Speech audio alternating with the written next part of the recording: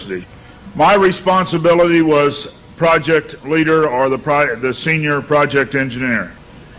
We began to work on the design of a microchip that, when it was completed, was 0.75 millimeters in diameter, 7 millimeters long. It was the size of 1/4 of a grain of rice. Again, I want to say that I was not a Christian and there were no Christians there. They said they wanted this to have a power source and be able to emit a signal. And they told us they wanted us to use lithium as a battery source. Lithium's used in watch batteries, it's used in heart pacemaker batteries, it's used in a lot of places. I designed into this microchip a little charging circuit that would charge that battery. This sounds like a lot of technical things coming together, but if you'll bear with me 1 minute, you'll see what God has laid out about this microchip. When we discovered that we needed to be able to charge that battery, I needed a temperature change, a change in temperature, to cause current to flow through that little charging circuit that would charge the battery. So we began to investigate and find out where in the body does the temperature change the most rapidly. We spent over $1 million in taxpayer money, and when the results came back, there was a lot of information. We divided it up amongst 3 teams and then came back together with that information. It was determined that there were 2 places in the body that were ideal for the microchip.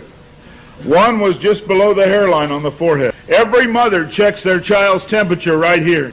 So we could have paid the mothers $1 million and saved. I never saw a mother check their child's temperature on their ankle. Always right here. The other place was the hand, the right hand preferred, because most people are right-handed. This didn't bother me, and it didn't bother anybody else on the team. The hand seemed a good place. Nobody wanted it here. And so the design work, everything was completed. The microchip was done.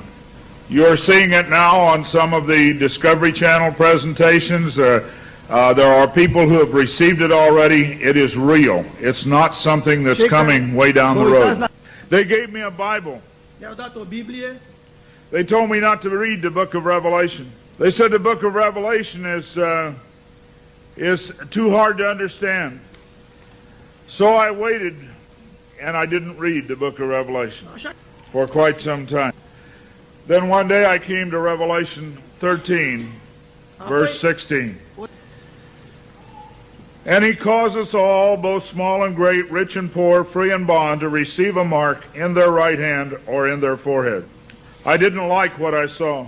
I went back and looked up the word mark. I went to the Strong's Concordance, and I found that John had used 3 words for the word mark. Charagma, charicator, and charax. That was from the Greek. I looked at those words. They talked about a scratch or an etching. They talked about a lot of things. And I said, God, this isn't it. We didn't do it. He said, go to the word for 666. The word is chixastigma. In the Greek, it says to go to 4742 as a cross. The last half of the word chixastigma. And when I looked at what it says stizo, i.e. to stick, to prick, a mark incised or punched into for recognition of ownership. I thought about the little injection tool. The end of it is called an incisor. I began to weep and I began to cry, and I said, oh God, what have we done? I couldn't believe that this lined up with what we had developed. And I began to run from God. I didn't run away from the church, I ran into the church. I tried to do as many things as I could to atone for this. But I want to tell you something, as God is my witness here tonight, this got in the way. Money got in the way. I had beautiful homes overlooking the lake. I had all the things that I wanted. And I ran because of the money. My ability to go and get $250,000 in research money took me away from telling the message. I ran for many years. What I want to tell you is that this is real. The microchip implant is real. Credit cards are failing. They can be counterfeited. The new smart card can be counterfeited. They can be stolen. They can be lost. All kinds of things can happen to a card. But you cannot lose your hand.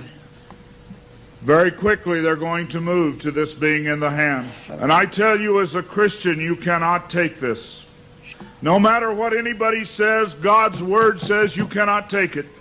No matter what they try to talk you into, God's Word says don't take it. In Revelation 14, verse 9, and the third angel followed them, saying with a loud voice, if any man worship the beast in his image, and receive his mark in his forehead or in his hand, the same shall drink of the wine of the wrath of God, which is poured out without mixture into the cup of his indignation, and he shall be tormented with fire and brimstone in the presence of the holy angels and in the presence of the Lamb. And the smoke of their torment ascendeth up forever and ever, and they have no rest day nor night, who worship the beast in his image, and whosoever receiveth the mark of his name. Here is the patience of the saints. Here are they that keep the commandments of God and the faith of Jesus. It's very simple. God's Word says to do not take it. Today there have been over 15,000 babies that have been given the positive identification, the microchip. Many companies are using the microchip as identification in their top-level employees. The Immigration Naturalization Service has a better passport, the human hand. So many of these things are all around us. We talk about the signs of the New World Order. God has spelled out in His Word just exactly what's going on today in the New World Order. Satan desires to have a one-world government. From the time he fell, he said, I want a one-world government. He wants to replace God. And so we see a government put together by men, a one-world government.